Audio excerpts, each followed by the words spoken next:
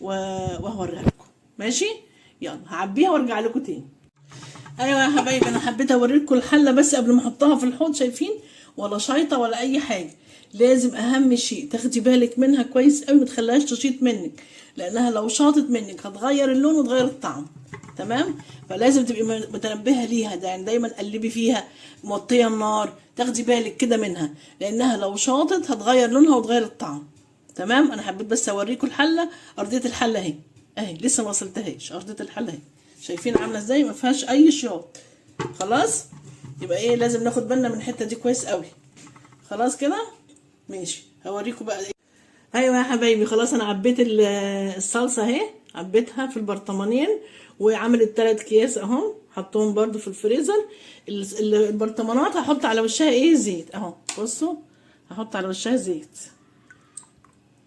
بس كده.